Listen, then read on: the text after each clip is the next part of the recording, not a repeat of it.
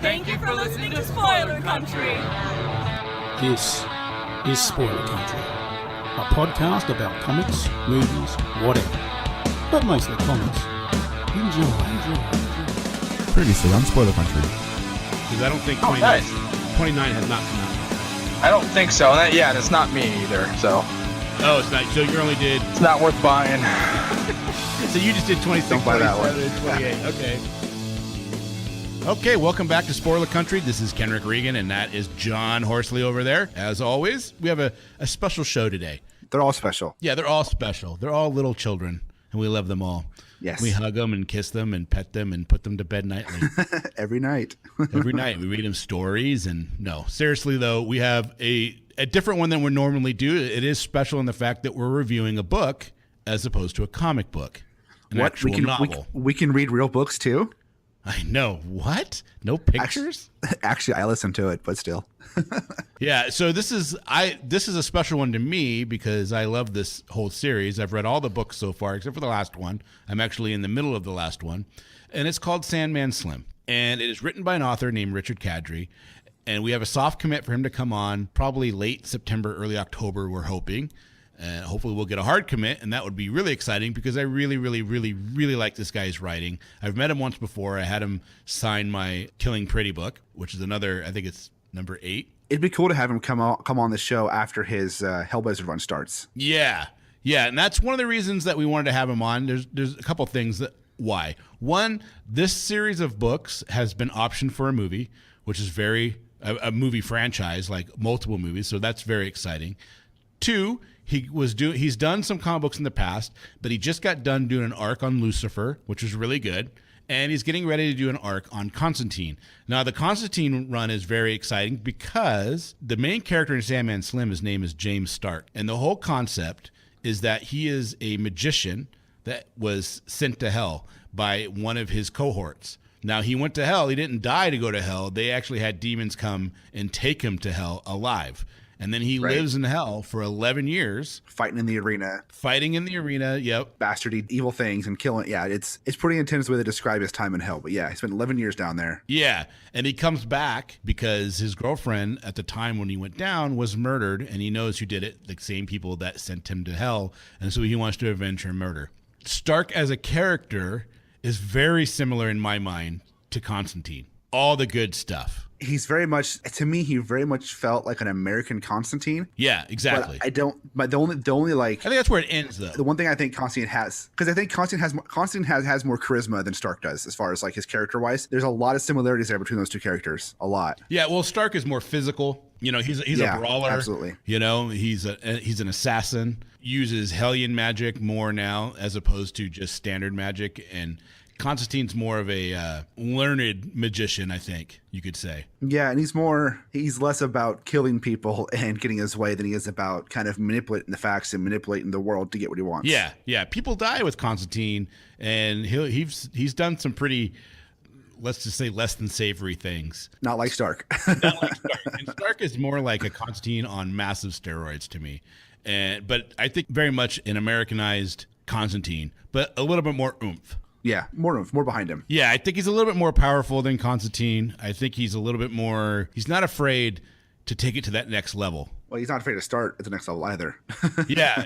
And the cool thing with Stark is, so he spends his time in hell, and as he's down there, he realizes he's not dying in the arena, right? So the demons down there start playing with him basically like he's a toy because it's like the first living being to be in hell. And he's a novelty. Right. So they're messing with him to see. And then finally they just throw him into the arena to fight other monsters. And he wins. And every time a monster or a demon hurts him in some way, he gains a scar, which then makes him not immune to these things, but harder to use those things against him. Right. There's a great scene in the book where he shows this to Allegra, which is one of the girl character that is throughout the book he meets up with, and he shows her with the knife going through his hand. Yeah. Just how they describe it going, and he pulls it out, and then she tries to do it again, and it goes through, and it breaks the skin, but it stops there and won't go through any further, and just goes to show that he's not immune to that attack further. It's making him, unkillable. I mean, it's where it just doesn't work the same way. It's not going to hurt him anywhere near as bad, or really at all, because right. It's going to stop. It's a cool concept. I've always thought if you had a character that would adapt to what wasn't there, we talked about another character in a book that had the same ability that once you use it on it once, they couldn't use it again. Oh, Doomsday from Superman. Oh, yeah. Every time you kill Doomsday, he comes back to life, and he can never be killed that way again. At least the original form of Doomsday. Right. So it's an interesting concept how it gets used. It's used, very differently in Sandman Slim than it was in the old Superman comics. But yeah, I mean, because you could kill Stark with the knife. It's just going to be a lot harder to do it because the scars that go in that area, they're not going to be impregnable. But they just makes it much more tougher. Right. Let's just talk about the fact that he comes back to... For anybody listening, spoilers are going to happen. We're talking about the book. You're going to hear things. If you haven't read the book yet and you don't want any spoilers, this probably isn't the show for you. Just go buy the book and read it because it's really good. Yeah, right. Yeah, there's going to be a lot of... we are a spoiler country, and we get excited. That's what happens. So the book starts off with him coming out of the graveyard in L.A., a graveyard, and he mugs... Yeah. Basically the first guy that he comes across, takes his cash, takes his money, right? It's like a crackhead guy, right? And then he ends up having Brad Pitt, man. Yeah, the crackhead, the Brad Pitt crackhead, which was perfect. And he has like a really nice car, right? And he takes the guy's car, and then what happens next? He goes to does he go to the House of Dolls first? He kind of finds a place to get something to eat, something to drink. Yeah, he goes there first. Yeah, it's kind of like a dive bar. Yep. And the guy's like, look, you look like you know how to handle yourself. Why don't you help me with these neo-Nazi skinheads that keep coming into my establishment, and I'll give you free drinks and free food for as long as you need. Well, at first he's like, no. Yeah. First he's like, no. But then he happens to be there when the skinheads come in, and he messes some things up. It's the writing of this book is – this is why I like this book, okay? Because the writing is – a gumshoe style supernatural detective. And if you listen to our genre episode, that's my favorite. Yeah. And that's exactly what you get with this. Well, like I said in that episode too, I like mysteries and stuff. And I've definitely felt throughout this whole book going through it, trying to figure out, okay, the main character the main guy he's looking for is a guy named Mason, the guy who sent him to hell. Yeah, Mason Fame. The whole time I'm like, where the hell is Mason? Where is Mason? Where is this guy? And then towards the end of the book, I figured out where he was, because if Richard Kadrey does a great job of planting that seed early in the book of where Mason's at. You don't realize it's there until you get to the end and figure out where he's at. Because once I think about it, I'm like, oh wait, they said they mentioned this in like chapter 1 or chapter 2 of the book, and come full circle. Oh, this is where it's at, which is. It was very beautifully done and how that reveal of where Mason was at. You know what I just realized? Stark would go really well in the Hellboy universe. Stark's kind of built for Hellboy universe. If you think about it, he would fit right in. He could walk into that universe. They could be a crossover. Yeah, they could do a crossover of that so well. That would be awesome. Because Hellboy is another one of my most favorites because he is a supernatural detective. He is. I've always liked Hellboy because not the comedy aspect, but the aspect of the fact that it has the comedy elements into it and it has detective elements into it. You just can't, the way Mignola draws those books, the blacks he has on it's beautiful. Yeah, talk about a guy being really coming into his own, not into his own, but having a definitive style. Mike Mignola. If you ever meet the guy, he's such a nice guy in person too. He'll talk to you and just talk to you about whatever you want to talk about, which is great. That's awesome. I would love to meet him. We should try to get him on. But it's kind of funny. I just put those two together that Stark would just go right into the Hellboy universe. Like, it would make a lot of sense. All right, so we have Kadrey on. We'll talk to him about that. Then we'll get Mike Mignola on and we'll talk to him about that too. And we'll make him meet up and make it happen. There you go. That's a plan right there. The only thing we ask is that if it does happen, they just give us a copy to read. Yeah. Or maybe make us like a slimy character that they kill right away. That'd be awesome. That's me. That's not me. That's we're dead. Yeah, we're dead. And scene. I thought it was cool. I think for me, this is my first time going through this series, the first book, and I plan on reading going through the next one too because it was good. What got me really hooked into the book, because there's always a section of a book when you first read it that gets you hooked, right? It's a point where you're like, okay, I'm going to finish this. And that was when he gets to the video store, cuts the guy's head off, and it keeps talking to him because he's using a special knife. It was Kasabian, right? Is his name? Right, Kasabian, yep. Right, yeah. And that whole interaction, it was just like, all right, I am hooked. I've got to see where this ends. I've got to see how he gets Mason and where this ends. Yeah, so the whole Kasabian thing with him getting his head cut off and then using the magic to make him keep talking, I thought it was hilarious, but it also gave me that hook I needed to want to keep reading and get to the end of the book and figure out where the hell Mason was and how we got to Mason and all that kind of fun stuff. Yeah. But one thing that did get me is books like this, and I say books like this kind of openly, but when I first started it had, it goes through that edginess, which it reaches very well, and it has vulgarity in the book. And one thing I don't like, which I mentioned before, is books or stories that are vulgar and cross a line to be shocking just to be vulgar and shocking. And when I first started this book, I kind of had the feeling that this book was going to do that to me, to where it was going to throw in a bunch of gross, descriptive scenes or vulgarity or nudity or sex scenes that didn't necessarily help the plot or do anything good besides just be there to kind of hit that shock value. Right. And but I was pleasantly surprised to get through the book, and while it was in the book, it made sense for the places where it was at, and it actually helped the story move along, and all of it flowed with the characters and it was right for the characters to be doing those things. Right. I mean, the description of some of the violence was done really well. I mean, I don't think a murder or a fight scene with Stark being involved is going to be a pleasant experience for anybody No. in there, especially when he was talking about the Na'at. Oh, John, yeah. That weapon is crazy. You know what I mean? It sounds really cool, and I don't think anything like that. It's going to be vulgar in violence. But the language, I feel like, is more typical to the way people actually talk. Right. You know? Exactly. People swear. You and I swear all the time. All day long. And we try to curb it. But that's how people do talk, and it's common. So that, it's not, I don't know, because sometimes when you do read a book or you watch a movie and the swearing gets to the point where you're just like, okay, I get it. You're trying to emphasize something, and I understand.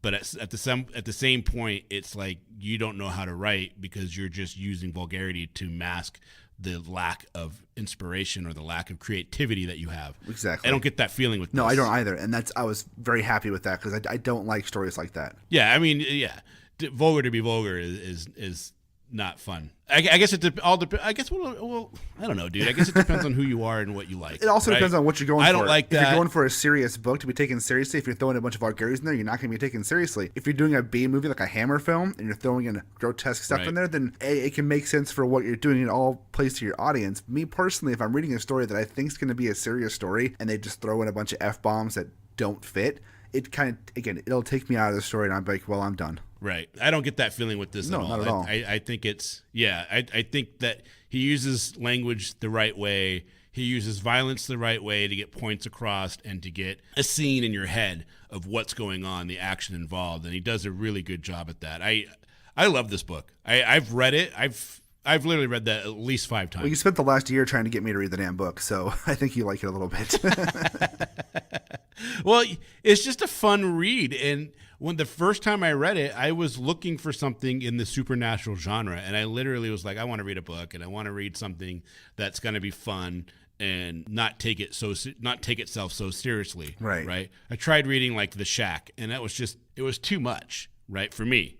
I know a lot of other people loved that book, but for me, The Shack it just takes itself too seriously, and I just like, it's not for me. I looked on Amazon, and it was, when I found that book, it was the year after it came out. I think it was the year after it came out, or maybe it was the year it came out. So this was quite a few years ago now, and it was like this best-selling supernatural book, or rated #1 supernatural book of the year or something like that. I can't remember the accolade that they put out, but I was like, well, it was enough to catch my attention.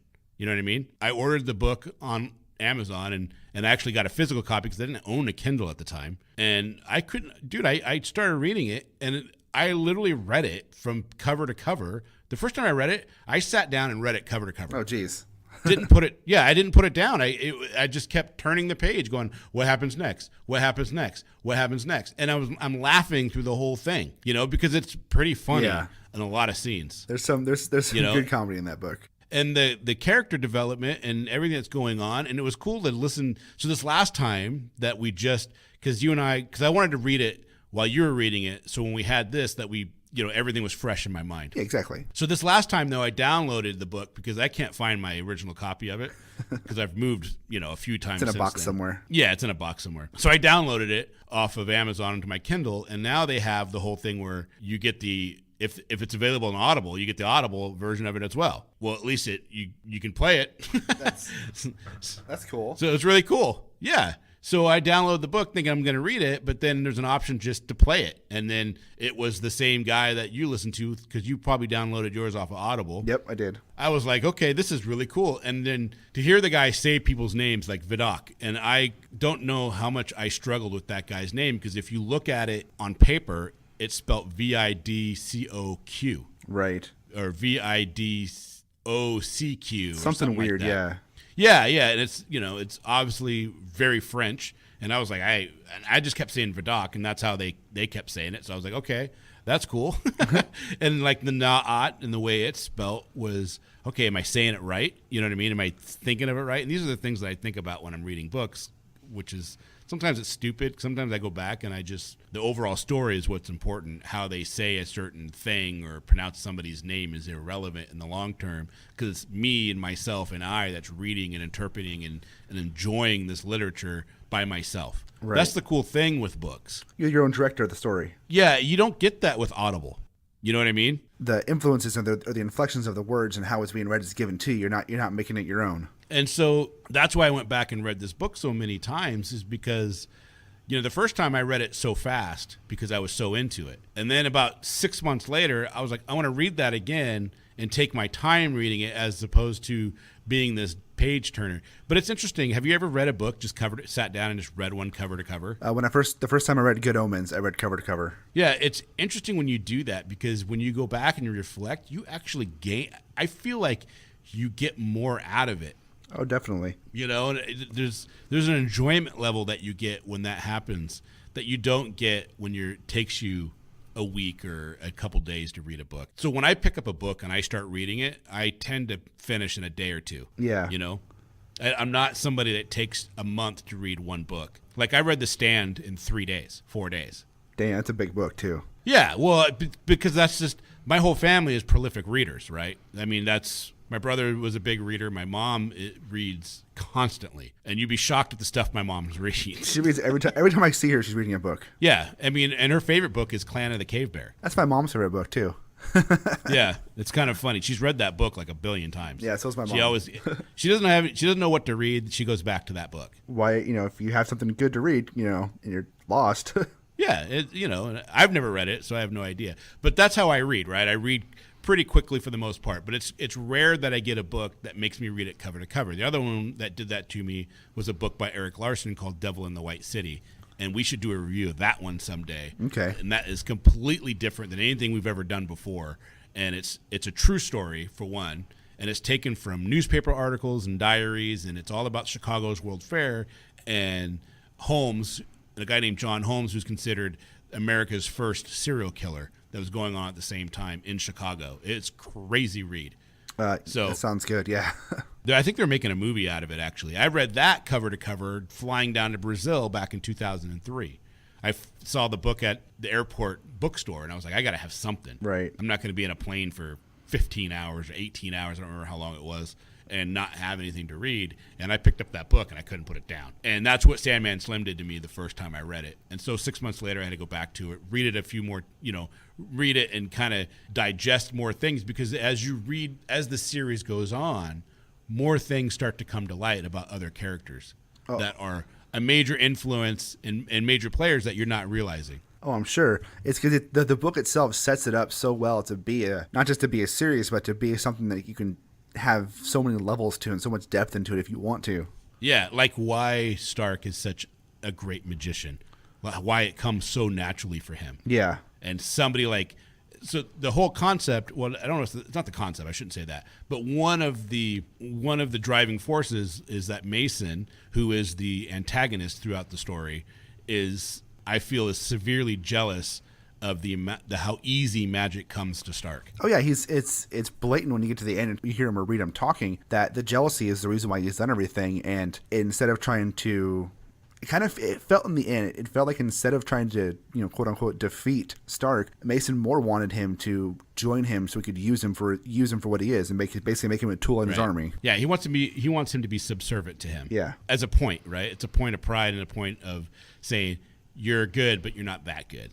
Right. You're good, but you work for me. And the universe that Kadrey has set up is great, man. You have a whole underlying culture underneath the crap of LA. And I mean, when I mean to say the crap of LA, but all the egotistical stars and, the whole rich people that are living on one level. But then you have what he calls the Sub Rosa, which is a magical group of people Would that be a fair way to say it? A magical group of people? Yeah, I think the group of people. Yeah. They're people that know that can naturally perform magic. Yeah, that's the way to put it. Probably the only way to put it. Yeah, and I think what's cool about that whole concept was, did you catch the fact that the ones that are really rich will make the outside of their homes look completely like dumps, like close to being foreclosed on or condemned.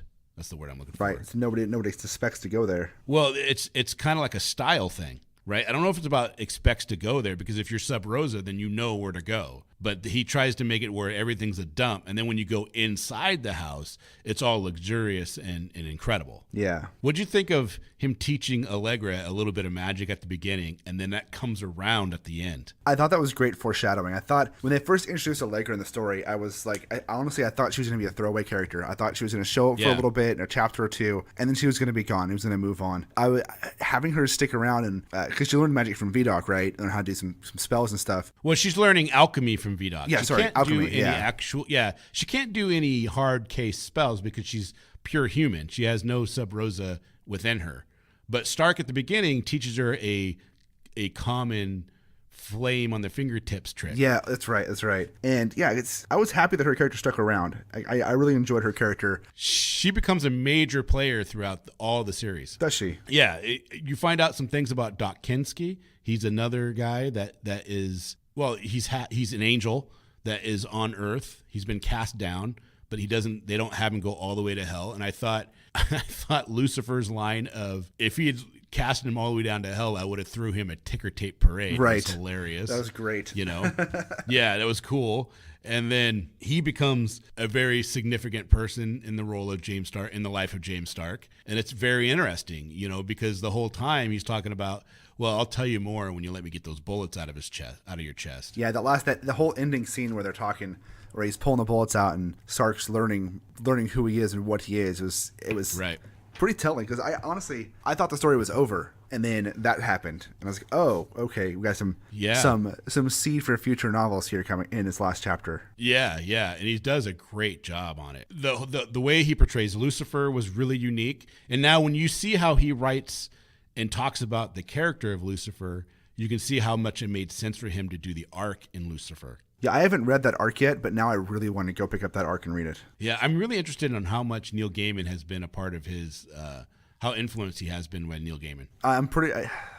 After reading this book, I can almost tell you that he's definitely a fan of the Sandman series, or at least of Gaiman's other writings. And I'll be honest, when you first told me the series, I thought it was a Sandman book. I was like, but it's not by Neil Gaiman, so why would I want to read a Sandman story not by Neil Gaiman? But it's not. Right. Although I will be honest, I don't quite understand why they call him Sandman Slim. Like, that doesn't make sense. That never made sense to me. Yeah, that's just like a name that somebody in hell gave him, and it's nothing. They don't ever really go into that. Okay, good. He's called the monster who kills monster. He's Sandman Slim, the monster that kills monsters. And so I want to make sure I didn't miss what they said about it. No. So, I mean, because he's killing all these people in the arena, and then Azazel. Yeah, one of the generals of hell hires him, but buys him, because he's a slave down there, buys him, and then gives him more training and has him kill other generals and lieutenants in Satan's army so he can gain more power.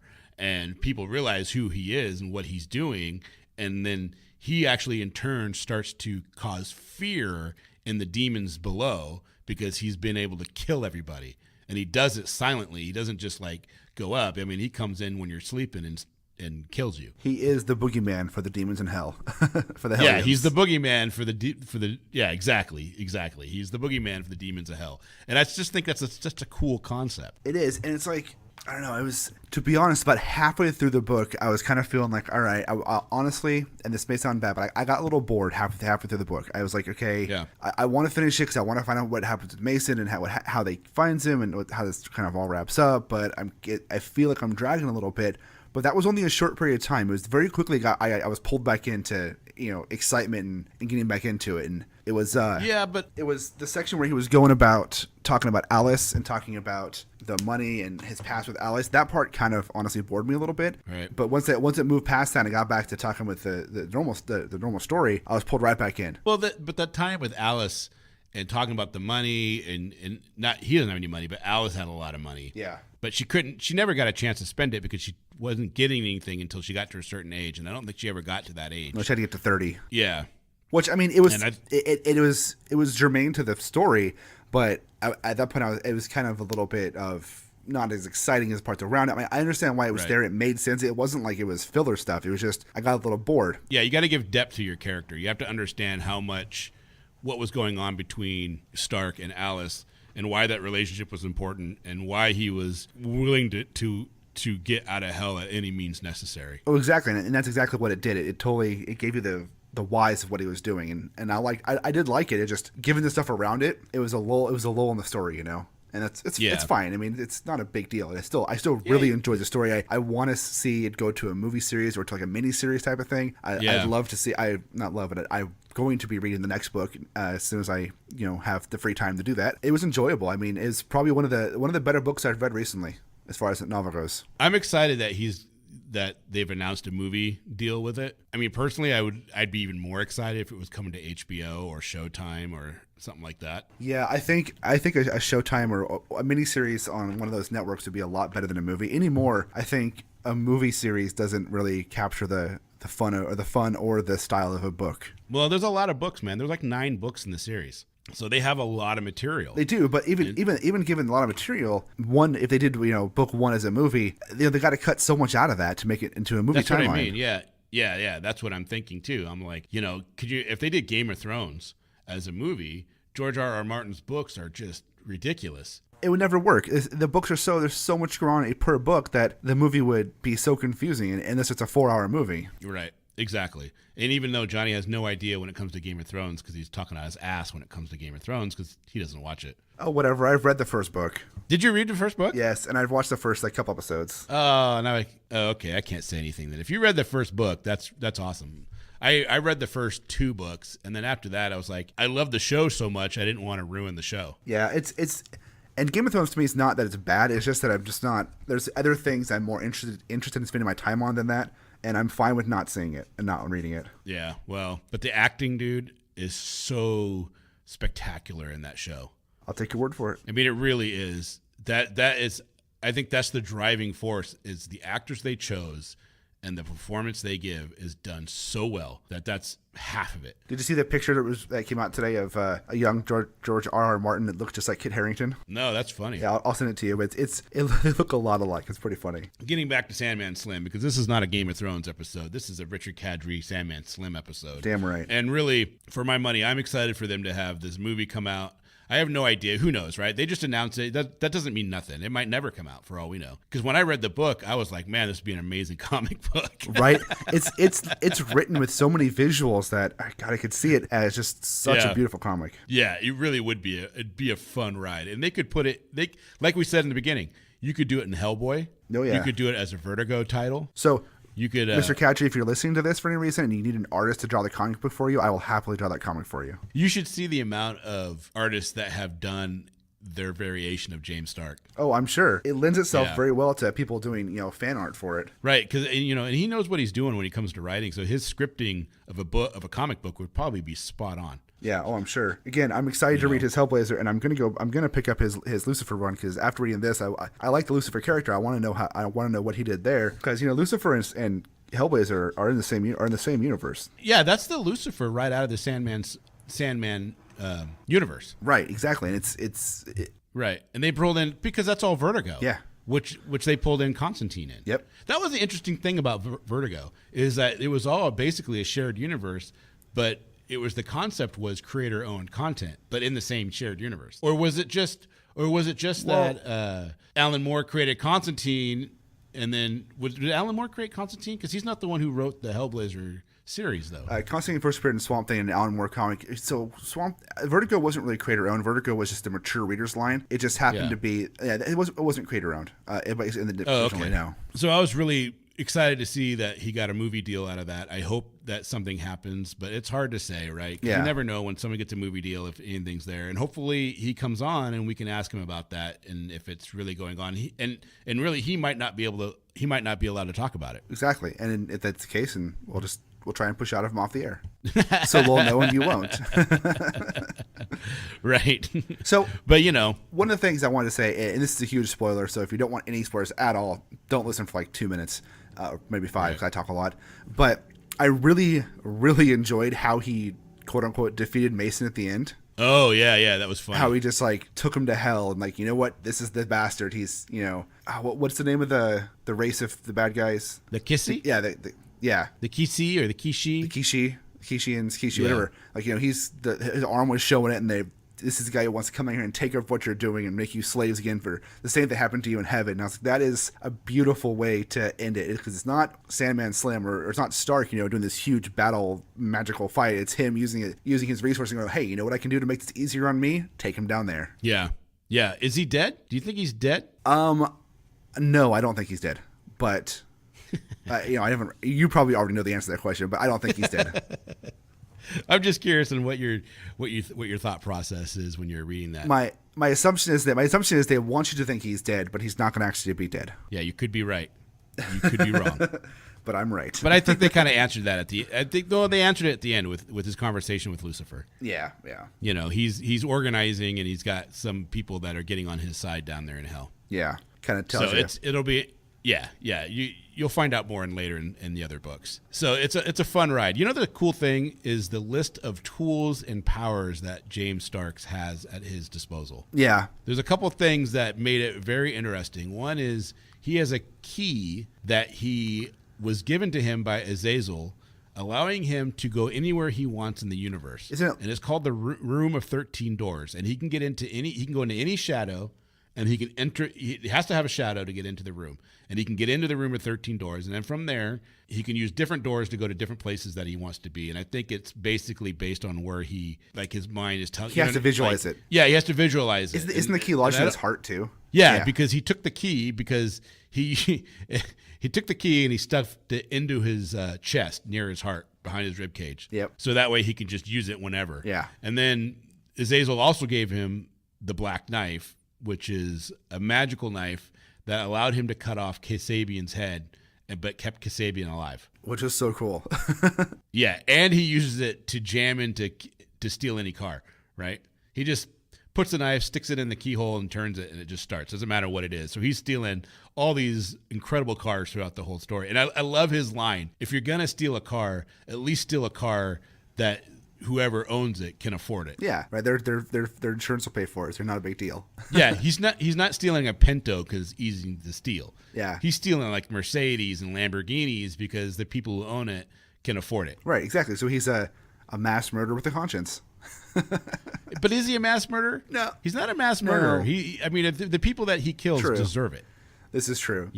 So that's my other question is he a superhero? He doesn't wear a costume, but he does have a code name. Does he? But does he? Does he not wear a costume? I mean, could you consider all the scars and the hard living a type of costume? So I would say he's as much of a superhero as John Constantine is. I think. Or the Punisher? Punisher more so, because the Punisher has more of a costume that he wears, right? Yeah, but it depends. I mean, he's got tactical gear, and he just happens to put a skull on it. Right. Well, putting the skull on it makes it a costume, and that makes it more than just tactical gear for him. Yeah. But yeah. I would say that he's on pars. The only thing that Constantine would have to be quote unquote more superhero-y than Sandman Slim would be the fact that Constantine actually interacts with other superheroes on occasion. But right. That doesn't mean that Sandman Slim or Stark couldn't just like slide right into that role and do that too. It'd be really fun to do if there was a comic come out of like a one-shot comic of a Stark and Constantine crossover. Oh my God. Could you imagine? That would be awesome. Yeah. Yeah. What would you do in that situation, or what kind of situation would that bring up? I would say it would have to be something to do with Swamp Thing. I don't know what, but it'd have to be Constantine and Stark, and you'd have to have Swamp Thing involved in it somehow. And I would say if you brought in Zatanna as well, the dynamic between Stark and Constantine and Zatanna would be really hilarious. It'd be interesting though, because Lucifer and Stark is a lot different than the Lucifer that Constantine deals with. Yeah. Oh, a lot, vastly different. Yeah, and when you read the other books, and I would highly recommend that you read the other books. You learn so much more about Lucifer and who he is and why he is and what's going on. And you learn who God is and what happened within God. And that's a crazy thing And I can tell you right now, you've already met God in the book. Oh, really? And it is it is crazy. I mean, it's kind of a spoiler. It's kind of a hint, right? Now I'm just thinking about who it might be. Yeah, and I can guarantee you might kind of figure it out, but you'd be shocked on who it is and how it happens and why he's not doing the things that he was doing before. You know what I mean? And what's going on now. It is crazy ride, dude. And I think we're reviewing just the first book, which is stupendous and fun. But if you look at the first, you have to look at the whole series because there's so much happens, and he calls back things that happen in other books that you're like, oh my God, that makes so much more sense now. And the way the guy interacted with them and why people had certain things and other people had other things, and all the old gods that come in later on. He fights all the old gods that were there before Yahweh and how all that happened. And it's crazy, man. Yeah. Now I'm going to have to read them. Yeah, well, the things that he deals with on the level that he deals with it on is far outweighs what Constantine does. Because Constantine deals with mostly demons, right? Right, yeah. Demons in the occult and stuff like that. Yeah, demons in the occult. And the stuff that Stark deals with is beyond that. Like, Stark takes on Cthulhu-style gods. Well, it's like we said, Stark is Constantine on crack. It's like Constantine plus. Yeah. It's just, I don't know. I think Kadrey I think he's got something there. You know what I mean? And when I talked to him when he came to Seattle, and I got to talk to him for maybe 10 minutes, and he was just such a super nice guy. And he said he has a plan. He's got a plan for the ending of the series and everything. So he's got a beginning, a middle, and an end. And so I don't know how many more books are going to happen, but I could imagine that it's starting to ramp up to be the be-all, end-all. At least there's 9 out so far, right? Yeah, I think it's 9 of them. Yeah, it's a lot of books, you know. Yeah, and he's been pretty prolific because I think the first one came out when? I'm not too sure when the first one came out. July 2009. He put out 9 books in the last 8 years. Yeah. Jesus. Yeah, you're talking, some of them are like, there's been years that he put out 2, That's nuts. That's insane, man. And the thing is the level I don't think the level doesn't drop off. The level of how good they are. You know what I mean? Mm-hmm. How well they're written. Because sometimes when you're so prolific, you get going and you're just putting stuff out, the consistency isn't always there because you just want to hurry up and get it done. Right, because I think rush things, and it sounds like from what you're saying is he didn't rush things. He knew maybe he was fast at writing, but he knew what he was getting into. Yeah, I think maybe he had a lot of planning before he started. Right, like he planned out the first few books way before he even started writing the first one. So then it was just like boom, boom, boom, boom, boom. So look at this. 2009, Sandman Slim. 2010, Kill the Dead. 2011, Aloha from Hell. 2012, Devil in the Dollhouse. 2012, Devil Said Bang. 2013, Kill City Blues. 2014, The Getaway God. 2015, Killing Pretty. 2016, The Perdition Score. 2017, The Kill Society. That's a lot of books. Plus plus he also is doing other comic book stuff, Lucifer, and now Hellblazer, and other stuff in between too. Yeah, and he has other books that he's put out. I don't know if he has other books that he put out in between those, but he has other books that he's done. That's insane. That's awesome. Yeah. Good on you, Yeah, Mr. talking about putting out content. We're just trying to do, our goal is 2 episodes a week. Yeah, it doesn't happen. We hit that 3-day mark and we're like, we need to get an episode up now. Yeah. We get like, how do we do this? Can you sneak out of the house so we can do this? What's going on? This guy is putting out novels, and they're like 400 some odd pages a piece. Yeah. So yeah, I think after reading it and talking all this out, I'm going to be picking up the second book to read and read that. Yeah, you should. You should check it out. It's a fun read, and if you think about it and you look at it from a comic book sense, yeah, right, or look like I see a movie in my head. So it's called Kill the Dead is the second one, and you should definitely pick it up. And I would suggest anybody who's listening pick it up. Pick up all of them.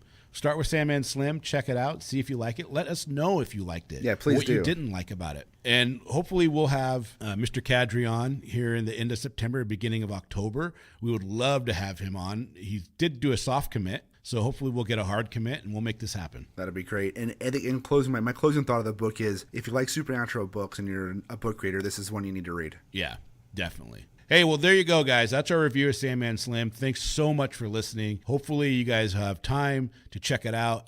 Let us know. Before that, make sure that you visit us on twitter.com/spoiler_country, facebook.com/spoiler country, and Instagram. Just search for Spoiler Country there. Hit us up on Yep. on And Patreon because you want to support us there and help us out. Yeah, you do. You totally want to support us. So hit us up on Patreon. And don't forget to check out our new website at www.spoilercountrypod.com. Johnny did a lot of work on that thing, and it's really good. And you can find all of our episodes up on that as well. And we're going to start putting up some single-issue floppy comic reviews. Once we read each week, we're going to write a quick little review and throw them up on the website for everybody to read. If you care for that, they'll be fun. They'll be our thoughts on whatever we're reading at the time. Also, if you don't want to do Patreon, you want to support us, we have an Amazon affiliate link in the description down below. Just click on that link, log into Amazon, buy whatever you're going to buy, and we'll get a percentage of that somehow. I don't know, but it'll happen. Don't forget that we do have a contest going on to get a signed Copperhead from Scott Godleski. So make sure you add us on Twitter and tweet at us with hashtag SCCopperhead to enter that contest. We'll announce the winner here in about a week or so. And that'll be good stuff. All right. Thanks, guys. Peace.